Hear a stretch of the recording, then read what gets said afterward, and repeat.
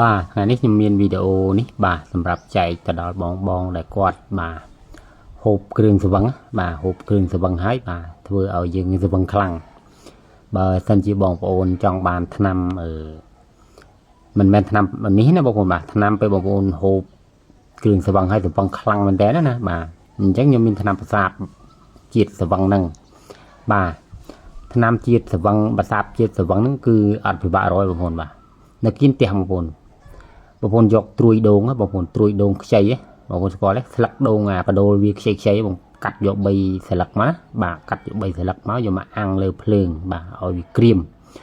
ឲ្យវាស្ងួតណាបាទរួចហើយបងប្អូនយកទៅដាក់ដាំទឹក1លីត្របាទដាំទឹក1លីត្របងប្អូនរំងាស់ឲ្យបាន10នាទីបាទហើយចាំឲ្យអ្នកស្វឹងនឹងហូបបាទសាកឲ្យបងប្អូនបាទបានផលបាទប្រសាទជាតិស្វឹងលឿនហ្នឹងហើយវីដេអូចែកលេខសម្រាប់បងប្អូនដែលចូលចិត្តគាត់ញ៉ាំគ្រឿងស្វឹងបាទអរគុណ